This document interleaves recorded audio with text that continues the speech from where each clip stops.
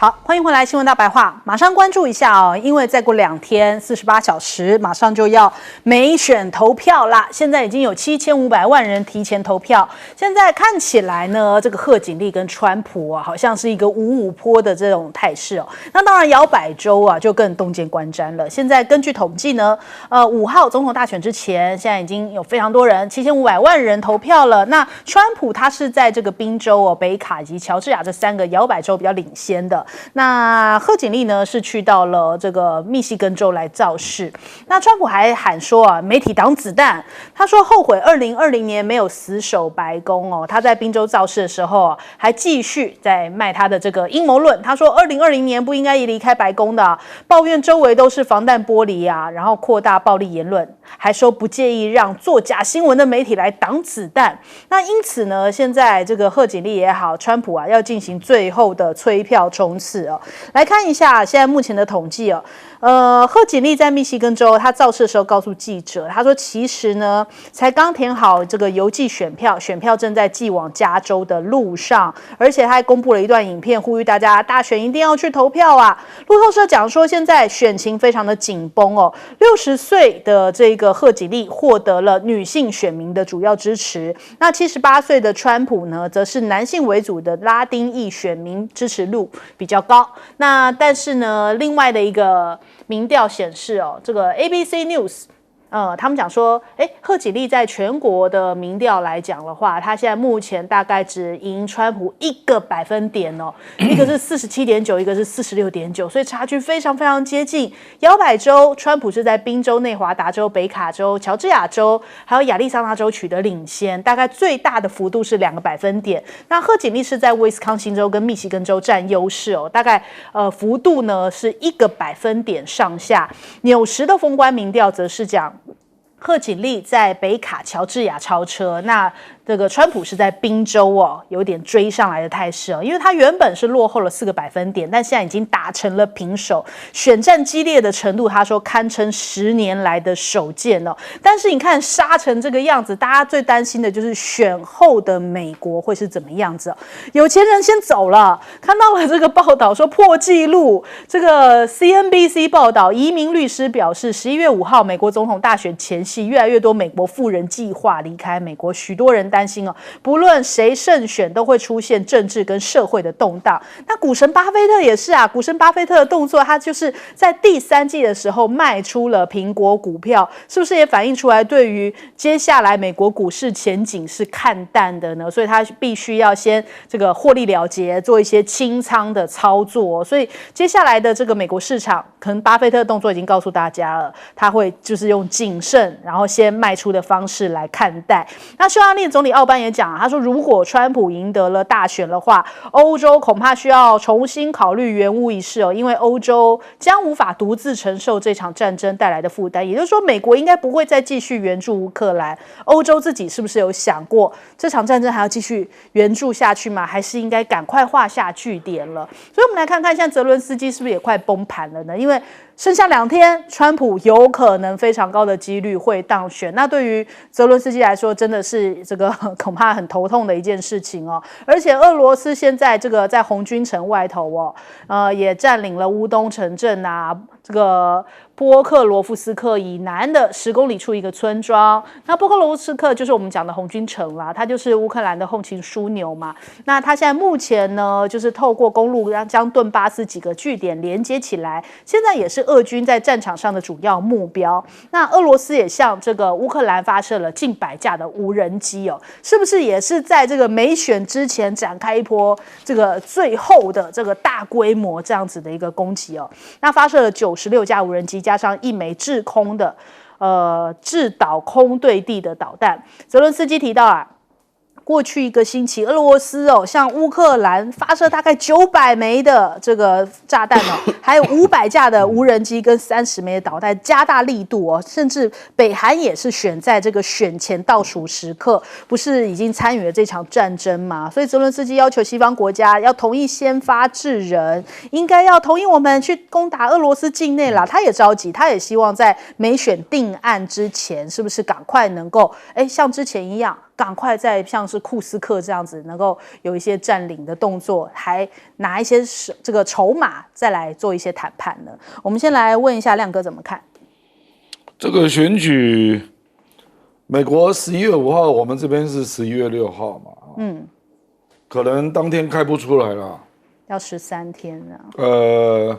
没有那么久了，吓死人了。我看到有的报道讲说，这个是最严重的情况，就是2个人都在拉锯中啊。目前传出来就是提前投票的将近7500万了，这个太可怕了。这个大概已经占了选民大概45%，就是你要算投票率嘛。那美国的合格选民是2亿4千万，你可以换算一下啊。所以很可能会有一种状况啊，就是实体投票所会先开票嘛，那很多州是川普领先，然后通讯投票第2轮开始开，然后川普一个一个被逆转。那你想一想会发生什么事？就又暴动了。这可能性太高了啦，尤其2个人的拉锯啊，如果2个人的拉锯是在15票之内啦，那个氛围会相当可怕啊。尤其目前已经陆续发生一些事件嘛，说通讯投票啦什么，因为他投票的方式有各式各样的，什么我就看到一个在非洲做通讯投票，然后按川普那个键都没有反应，这样，那个可能是暂时的啦，可是就有人就给你泼上网，对，说我川普怎么按的都没有反应，这样啊，那就不小心试试看，贺锦丽就投出去了嘛，就这样啊，他就是在秀这个事件啊，所以像这种事如果发生在台湾，一定也变成网络的新闻嘛，那还有比如说。通讯投票，人家在整理票轨，就有人就丢一把火把它烧了，就乱七八糟的事件一大堆啦啊！所以坦白讲，我认为投票的选务啦，可能会有蛮多争议的，而且川普大概在半年前就开始号召川粉要去选务应征行政人员这个偏民主党的新闻也报道这件事，那就是说他们这一次就是杀得很激烈，他认为你会做票，所以我要派我的人进去守，对，是这个意思啦，就不信任到这个程度了啊，因为川粉大概大部分都不相信上次没有做票了，那共和党有1/3认为川普是被做掉了，我说上次了，对，所以你就想想那种氛围了。那我刚刚看到 NBC 的预测 ，NBC 是公认的左翼媒体啊。他说贺锦丽已经赢了，他刚刚登出来说贺锦丽已经赢了，说他用10000人的民调，然后那7个摇摆州贺锦丽已经赢了4个州，然后就直接宣布说贺锦丽赢了。这简直是啊！选举结束，这个我们台湾不能这样啊，对不对？你怎么可以还没有开票？对啊，他们既然到现在都还可以公布民调，我刚而且看起来都觉得很，他直接宣布贺锦丽赢了，所以我跟你讲，这个心情上的逆转啊，所以我觉得，就我有一些朋友也跟我讲说，那个极左翼对川普的feel 啦，是认为他会变成希特勒。所以是选后的恐惧才开始那川普这边是认为贺锦丽就是激进派嘛，可是就是现状啊，因为现在就是民主党执政啊，所以他是认为川普如果当选，左翼的反应会比较激烈。好，我们来问一下介老师。最近他2个候选人都在互相抹黑对方，抹的手法都别出心裁。贺锦丽在这个华府的下面6万多人的最大的一次这个造势场合，前几天他说我告诉你们，川普上任以后，他到他办公室第一件事会做什么？第一件事他就拿出纸笔出来，写出他的仇人名单，意思就是说你们小心，让他当选，他就要开始上任就要干嘛？要秋后算账，就立刻算账。对，然后呢，现在这个川普对于贺锦丽，他一开始从头就看不起他，他觉得他是一个完全不够格的。他原来说拜登是美国历史上最烂的总统，现在他又加一句拜登是最烂的总统，贺锦丽是美国历史上最烂的副总统。然后最近他干脆讲说，用英文很粗的话，他说贺锦丽是个什么东西，他讲了好几遍。你说他有什么资格做总统？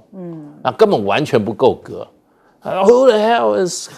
Kamala？ 这讲了好几次。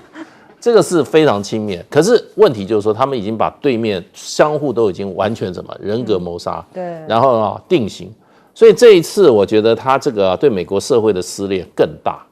那一上来，如果说那个川普上来的话，那民主党说怎么选一个希特勒出来？他会毁掉美国的民主，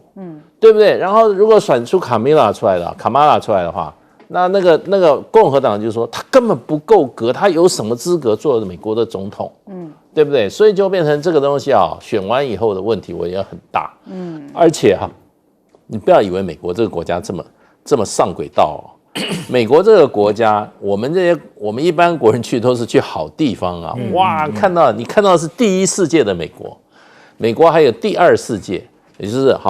一般中等的品，美国还有第三世界。拜托，第三世界也有投票所哦。美国那些什么那些贫民区啊，它也有投票所啊。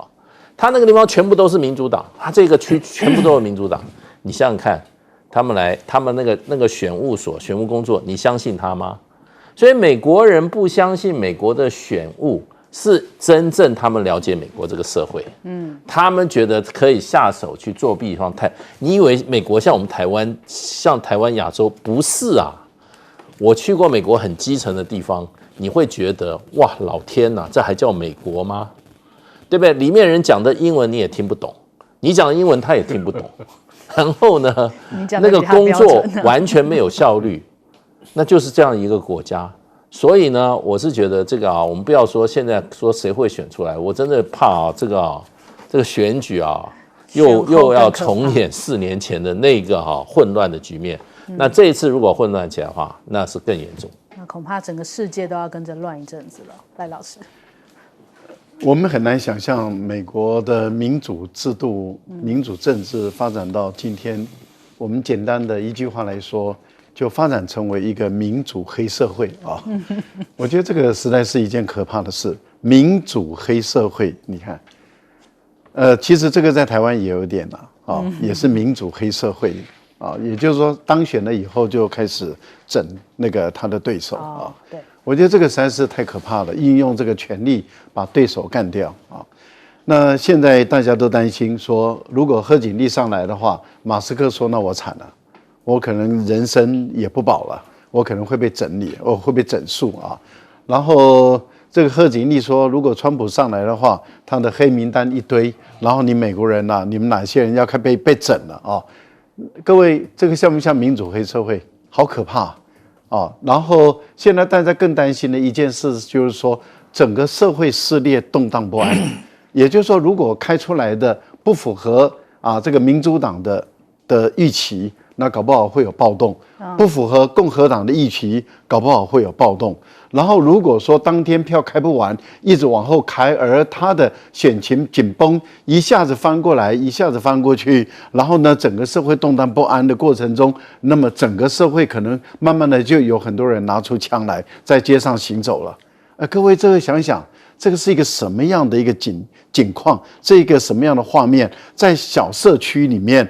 有一队的人马拿着枪，他是那个背章一挂上是共和党的，另外一派的人拿着枪背章挂起来是民主党的，然后彼此之间开始在那边叫嚣对骂，然后就看着选情哪一天变化，一下子这个川普领先了，然后另外一派就那边要那个获胜，另外一派就对空鸣枪。然后呢，等下又说贺锦丽赢了，然后另外一派就获胜，然后另外一派就在那边对空鸣枪，变内战了。然后我觉得这个是一个什么样的画面？大家紧张到不行，富有的人里面在民调中有56%人说我要选后我要移民了这是百万富翁，也就是他的财产超过100万的人，50%的人说我要走了，我想走了，我现在已经开始。那现在葡萄牙说对不起啊，投资移民的门槛要升高了啊，因为我已经受不了你美国人那么多人来，要去葡萄牙，要去西班牙，要去希腊，要去马耳他，很多有钱人，美国的有钱人开始想往欧洲人走，他们会逃去加拿大。对，所以你看，你能想象美国的一个民主制度玩到最后变成这样？不对的，而且呢，玩到今天大家焦虑到不行，就是因为5-5波到目前为止没有任何预测说谁能赢，对，焦灼到这种程度，真的太可怕了，我觉得太可怕了。这个就是美国的民主黑社会啊。好，我们先休息一下，广告之后马上回来。那会。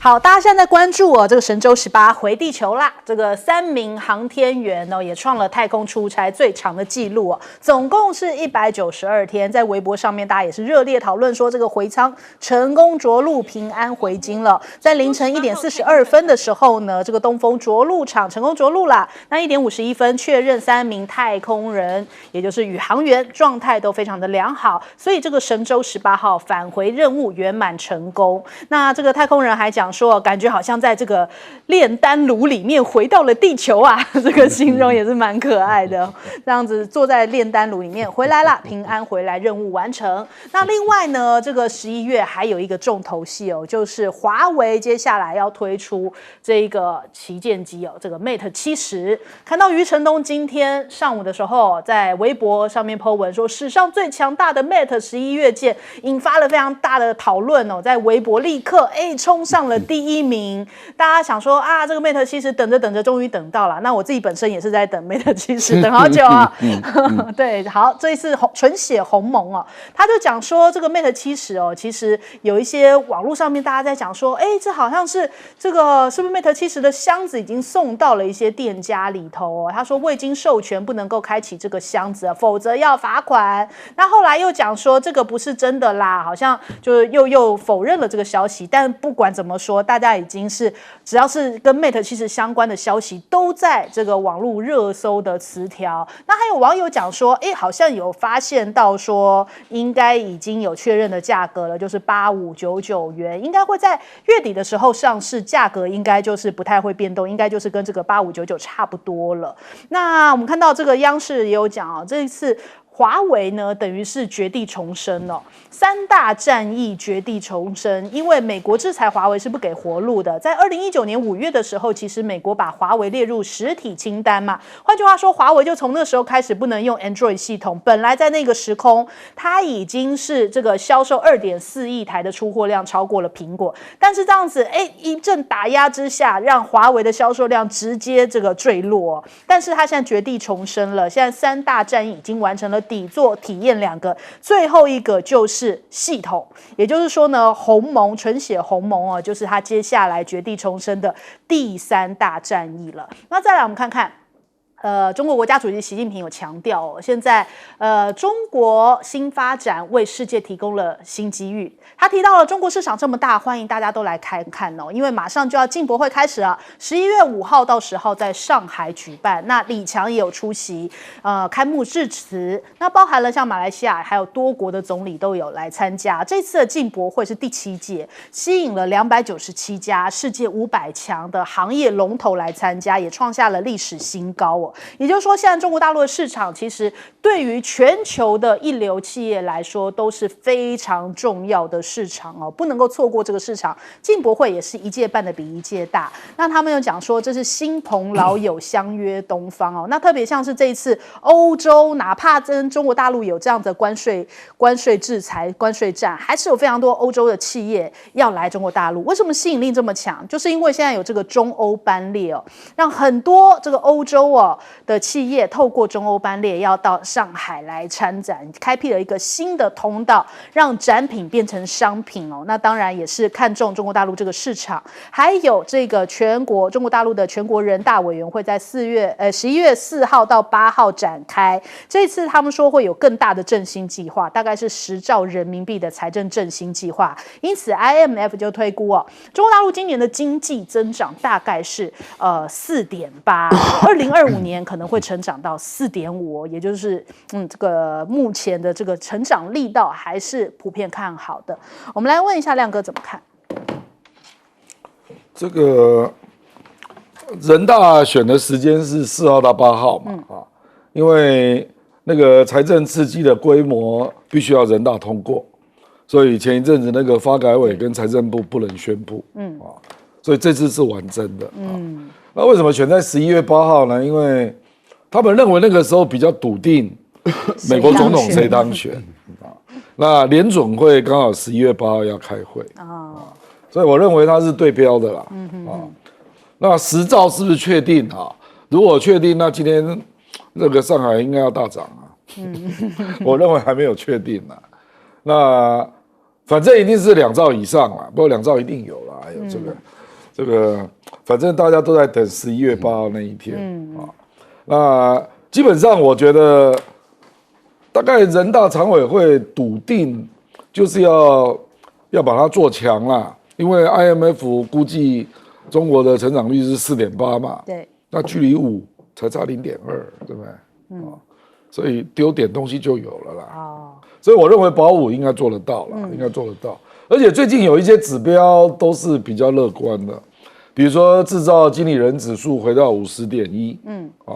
终于又回到正了啊。然后它的房市，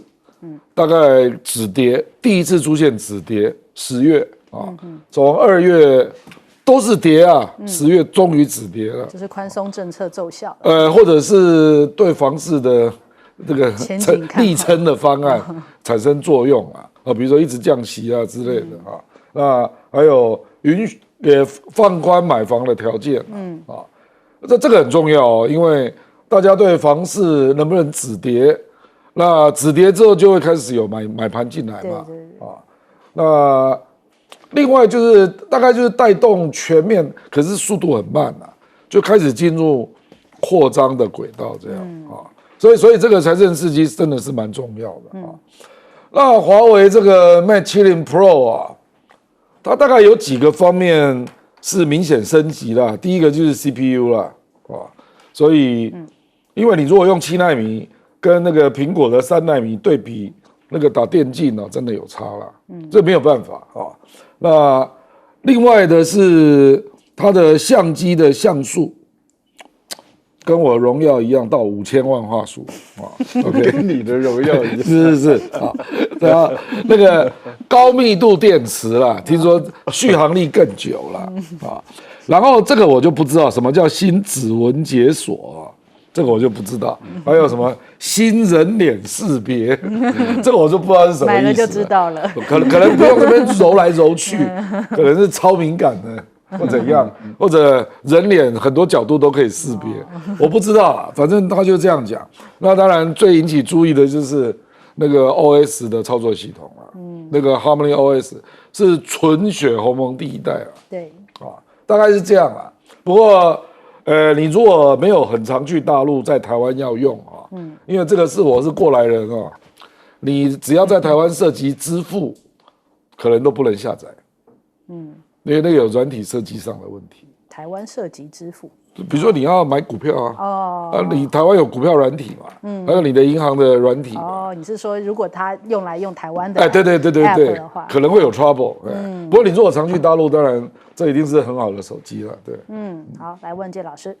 对，像这个进博会哈，其实它的这个全名是进口博览会。为什么叫进博会？也就是说，中国大陆的政府公家部门出资来办一个博览会，来帮助外国货在中国大陆来销售。这个就是世界上很没有国家这样做的。那可见中国大陆它是一方面它是当然大部分国家都是要往外出口，可大陆是希望有更多的进口进来，它还是保持一个开放，对，让这个远水，就是说不是只赚外国的钱，也希望好的企业哈，透过这种管道哈，能够进入到中国的市场。那他这次第7届，我看他统计数字，他是每一次越来越办越成功。那这些指标上就是最主要，你像这个国际500大企业，这次有297家500强的企业，几乎2/3了，几乎2/3。那这个数字今年是最高，它不断的。这个原因，我想第一个就是说，大概中国大陆市场还是对国际的这种大企业来讲，这个吸引力还是非常的大。第二个，再加上这个，其实整体的国际经济的景气是比较差的。那中国大陆今年不管是5.0还是4.8哈 ，IMF 4.8还是中国大陆自己设定的5.0啊，那就是以一个这么大的经济体的来讲，还是最主要的呢，能够怎么样？能够找到市场成长的一个最大的一个市场。所以呢，这个相对的，除了中国大陆，我觉得就是说开放的那个政策是很坚定的之外啊。那么整个世界市场不景气那很多这个世界的这些很多不错企业那希望到中国大陆寻找更好的商机。那这种方式的话，我觉得真的就是说，很多国家只想说让人家买他的东西，可是没有想到中国大陆还想要买别人的东西。那我想这个基本上就是说，还是用一个开放的态度。最后呢，你让你一个比较不所谓的这种的保护的市场，最后对你的经济还是比较有好处的。然后呢，中国大陆的消费者也很有福。那现在中国大陆你去看，那么到了北方城市里面，发觉它那个水果，它的那个超级市场里面放了一大堆热带水果那个放的那个榴莲然后呢椰子你到北方的城市都可以看到。那这就是一个你开放市场，其实带过头来，最好是给你的消费者，他有一个怎么样好的一个这个消费的环境。所以我觉得这个第7届了，越办越成功。我想，因为它这个效果应该是很大的。好，来请教赖老师。进博会现在是一位难求就一摊难求你要找一个摊位实在是太难了。而且价格是越来越高，都是大公司了。对，因为世界各国的公司都往这边挤了。对，过去进博会有一些空间是特别保留给台湾的。那现在两岸关系那么的糟的情形下，我觉得那个空间根本都不再存在了。这个坦白说，不应该意识形态把台湾害成这么惨。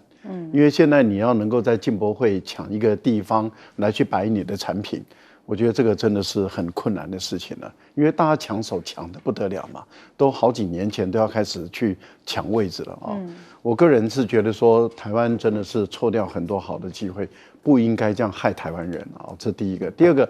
大陆的消费市场实在是太大了，而且大陆的中产阶级是每一年是几千万这样一直在增加，所以全世界现在的经济都不好，都想办法多卖一些产品出去嘛。那你想想看。大陆办的这样一个进博会，你在这个地方里面交易没有成交之前是完全不要税的，是成交以后，然后才需要扣税。那所以对于很多厂商来这边展品的话，对他来讲就变得很有保障了。他进来不用扣税，然后呢，如果卖不掉再搬走嘛。那如果卖掉了才扣税，他马上又赚一笔钱，又带走了。所以对于他们很多厂商来讲，他们觉得这样的一个风险降到最低，而且呢，能够让他利润拉到最大，而且是大陆的这些进口商或是批发商来这边跟你批货。那对于他们来说的话，等于是我的产品到这边来展示，然后大陆这边直接就如果能够货就批掉了，然后他们就能够拿到一大笔订单，他们工厂就可以开始开工了，这个多好的一件事情啊！所以为什么进博会会越办越成功，而且只有大陆能够做得到，因为这是大陆首创，全世界都是像我们台湾都是在办展览会嘛。也就是说，我的工厂在这个地方，我们请外国的采购经理来这边来买东西，来下单。但是大陆不是。大陆是你把你的产品拿到我这边来，我这边看好了就直接订单就直接跟你签单了。你的大型的机器如果能够有交易，就当场就卖走了，你就赚一笔就回去了。所以对很多企业厂商来讲，500大当然都要进来嘛，对，谁不进来呢？而且还不用税，你在展示期间都不用扣税，也就是说你在进博会里面，它是一个非关税区哎。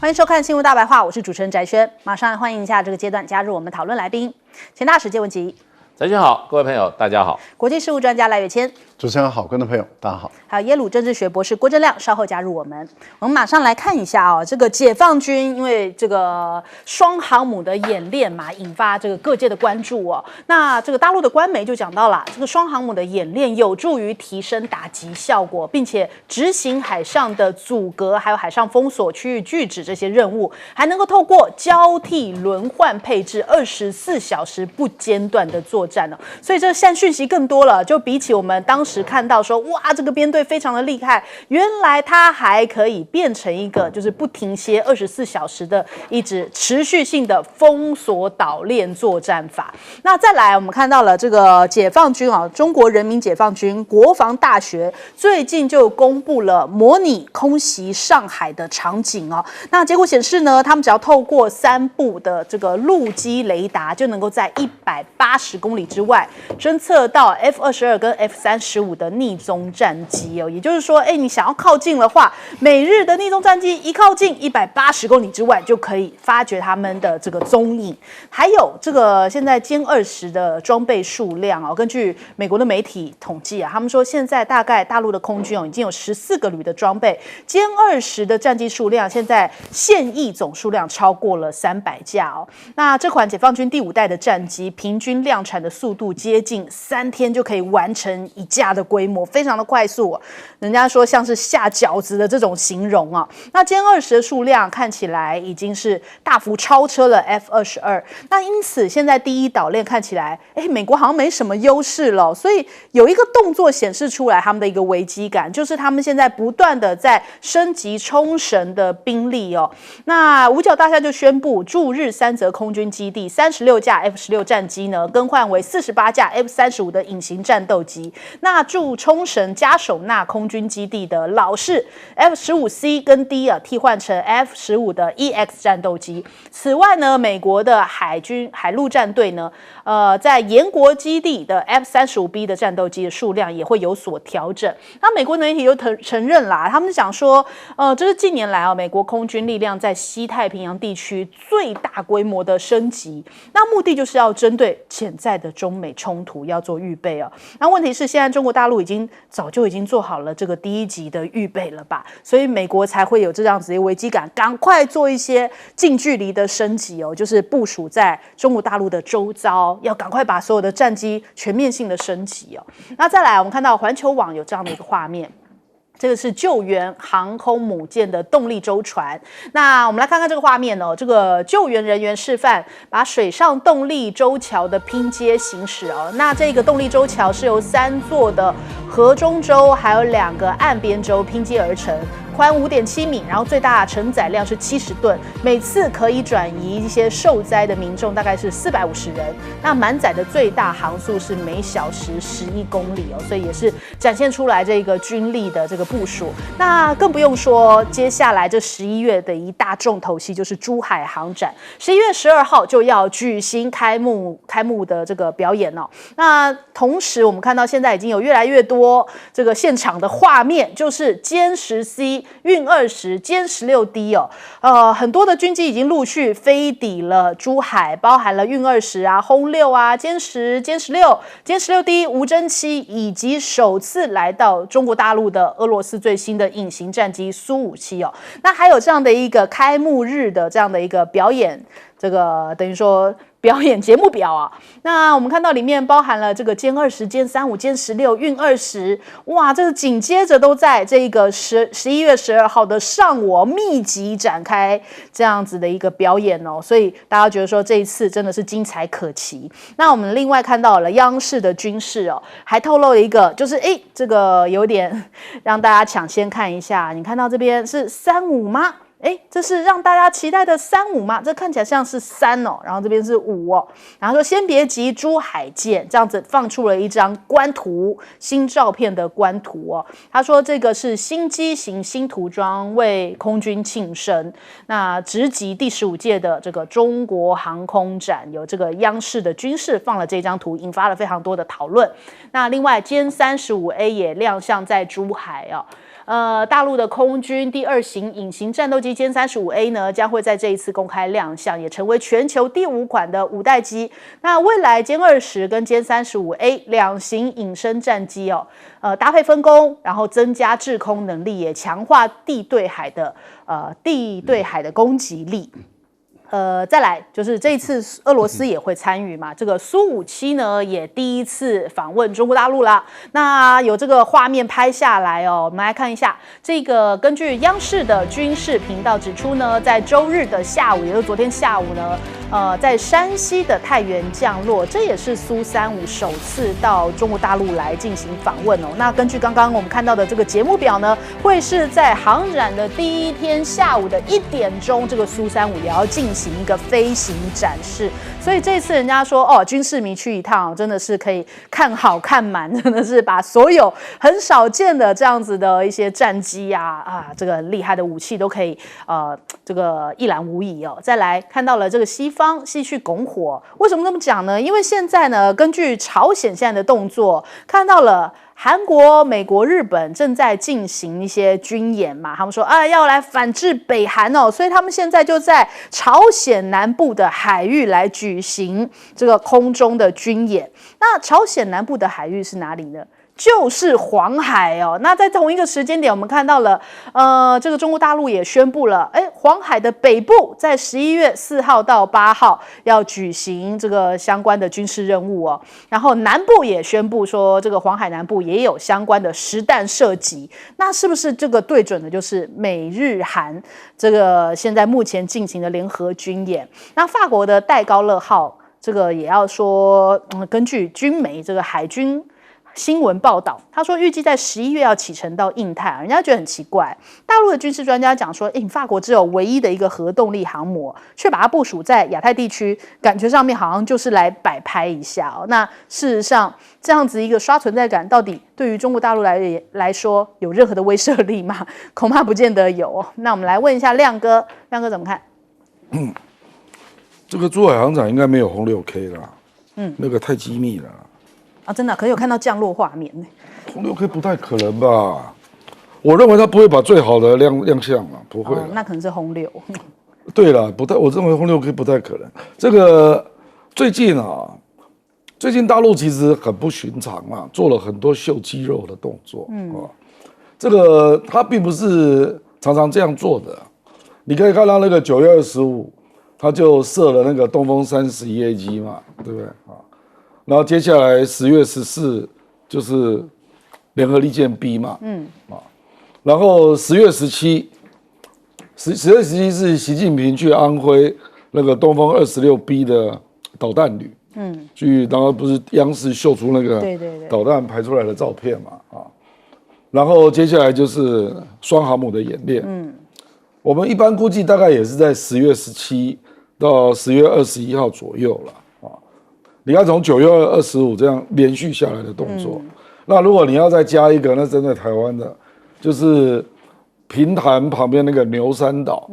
不是做实弹射击吗？结果在射那个 PHL-16的那个远程火箭炮，其实这个真的很不寻常就说他怎么会在9月25到，就是他1个月的时间，那2次是对台湾，3次是对美国，这么频繁是要干嘛那我觉得。他大概就是在赌啦，你这也不能叫赌啦，就是说，川普可能会上来，那要让川普还有他的国安幕僚，这个要拟定你的战略战术构想的时候想清楚，不然他干嘛做那么多动作啊？比如东风31A 机是指我可以打到你本土，而东风26B 是指我第一线东风21被摧毁，我照样有第2线可以打到关岛，所以你第2岛链、第1岛链你也别想进来，那最后就是双航母，你要搞海上的作战，我也是可以。所以我是觉得很不寻常啦。所以你说美国也亮剑，这个叫小亮剑啊。48架 F-35能干嘛？对不对？重点是你航母进不来啊，你航母进不来，你那个怎么作战啊？因为毕竟是海上嘛。所以我说隐隐约约啦，就是中国大陆做那么多动作，我觉得就是在他大概是想说，川普是一个，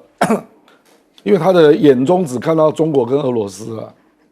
所以大概就是大国博弈。在他未来4年会进入新的阶段。所以我觉得他就是希望那个川普还有他的团队能够想清楚了。因为如果是贺锦丽变化不大啦。对，而且贺锦丽一般大家预期他就是被幕僚控制了。因为他没有想法。那个民主党的幕僚就会大量进去白宫嘛，然后他就会被幕僚控制。可是川普恐怕不是这样。川普可能是有想法的人。对。然后他会觉得，因为我只能再做4年嘛，所以中国、俄罗斯、美国跟他交手，他一定要做出他的成就了，大概是这样所以我是觉得，不然我很难想象中国大陆有必要1个月内摆那么多阵干嘛这各种肌肉都秀出来了你不觉得吗？太不寻常了，太不寻常那至于这个你说那个珠海航空展这个本来就每年都会有一些新增的项目啦。那不过我觉得在这里秀出来，大部分都是可以商购的啦，就是可以卖的啦。所以最好的一般不会秀出来。对，最厉害的好像不会展现。比如说人家这次比较注意的可能是运20那因为运20想买的国家就蛮多的那其他35A 有可能可是那个就是秀一下而已啦那这个至于这个其他的国家在台海周边动我觉得有的是针对大陆，有的是针对朝鲜半岛因为北韩也后来不是又这个高空射了一个洲际导弹所以我觉得这个就是互相在比武啦这个我觉得倒没有什么，我倒觉得美国跟中国互相在秀出他的实力的铺排啦，这个比较值得注意。好，来问季老师。对，当然中国大陆一定是感觉到这个，就是尤其美国为首的这个这些西方国家最近在这个中国大陆的这个周边水域包括第1岛链、第2岛链那个活动比往年都高了很多。你像这个，而且美国现在的做法，事实上就是要把这个欧洲的军力也拉到印太这个地方来。那么这个本来我们的亚太地区的日本、韩国澳洲、菲律宾印度、美国看起来还不够，还要把欧洲的国家拉过来。现在陆陆续续欧洲国家已经像这个德国来过了，英国来过了，对，法国来过了，然后呢，这个连意大利都来了加拿大都来了因为这个都是我觉得就是美国基本上升高在这个所谓的第1岛链、第2岛链这一些水域的它的军事的所谓它的展现，然后它的合纵联合、它的联盟这个效应，那我觉得中国大陆事实上的话就是一个明显的一个回应的方式，就是我也展现我的力量，而不是让你在我的家门口你想做什么就做什么。那其实我看到就是说，像法国的这个航空母舰唯一的一艘这个是核子动力的航母戴高乐号也来。其实我觉得就法国来讲，过去他没有这么必要这么高调的来。对。那可是现在他也不算是师出有名，起码有人在后面号召，他就是跟随一下，跟团的。跟团，因为这美国显然是美国在号召的。以法国的力量，他是不可能把这个日本、澳洲印尼等国这些都一起给他拉进来的，然后美国也拉进来。所以我觉得，既然有这些有人在那边登高一呼所以这些国家也就顺势而来。像法国，事实上对他来讲的话，他倒是在印太地方有他的实际上的这个军事力量存在，不像英国，英国退出香港以后，对，他在这个太平洋几乎他没有任何的这个存在。那它不需要像法国，事实上它在这个印度洋它有牛犁湾，在这个南太它有这个大溪地，所以它这两个之间它如果能够多有些展现的话，它这些海外的领域它也表示它军事能力是可以力量可以触及的，所以对它是有实际的作用。可是我也觉得它不见得是针对中国大陆的，真正不断的在中国大陆来做这种威慑的就是美国。对，那所以你可以看出来，就是说起码川普的4年这个拜登的4年来这个我们这个第一岛链、第二岛链的军事情势有很大的变化。最主要原因我觉得就是拜登的他的这个军事跟外交战略的改变。好，请教赖老师。中国大陆的航母战斗群这个兵种很年轻所以他在利用任何机会在进行它的实战化还有临场的这种演训，它的密度跟强度都很强它要让它在最短的时间内实现它的实战能力。而这一次在南海，它的双航母所展现出来的，这种高技术的、高技巧的这种协同作战、联合作战事实上已经展现它在南海的一种威力，然后再搭配火箭军的区域拒止，还有就是在南海的这个7个岛礁的空军跟海上的各种资源俄国的一个军事分析家叫瓦西里他是在俄国蛮有知名度的一个分析家，他也参加过这个香山会议，作为这个 speaker 一个主讲员之一。他的评估里面就是说，在南海已经没有任何一个国家，包括美国在内，能够挑战中国大陆的海军的力量了。我想他的评估是很谨慎的也很严肃的。所以法国的这个戴高乐号航母，它大概就是45000吨左右。而中国的辽宁号航母都到6万吨了相差1万多吨的航母，事实上以美国的这个10万吨级以上的这个航母，在区域拒止内都没办法起作用。那法国的45000吨只有24架这个战机的这个搭配能力所以要到南海来可以秀存在感但是呢，能够起作用，我想是不大的那当然，他们也是应北约的要求，北约就是美国主导嘛。对，美国的要求说，北约的相关的海军国家都必须要轮流的到南海、到台湾海峡来。那这些国家当然就是已经是成为美国的附庸国了，所以他们络绎不绝的到这个地方来。我个人认为，基本上来讲，能够起的军事作用不大。但是表达他们的存在是有意义的。可是问题就在于，不管在台湾海峡，或者在南海，或者在东海这个地方，要跟大陆的海军、空军来作战，我觉得他们真的已经不是一个档次了那另外，您刚展现给大家看的，就是说大陆的这种工兵，尤其是在于架桥造梁的这种，尤其是浮动码头的这种工兵的作战能力，其实你对比美国当时在加沙地区要造一个浮动码头，花了那么长的时间，然后最后还沉没，还造成那么其他的船只的受损你就可以知道美国的工兵跟中国的工兵可能已经不是一个档次了。美国的工兵很明显的，它的整个理念跟技术已经是旧的，中国大陆的工兵的技术是新的一个档次。我觉得美国基本上在第一岛链早就不存在了，我们已经讲了很多遍，现在是被证明美国在第一岛链它早就退守了。那能不能守住第二岛链，现在对美国来说是很大的压力好，我们先休息一下，广州忙回来。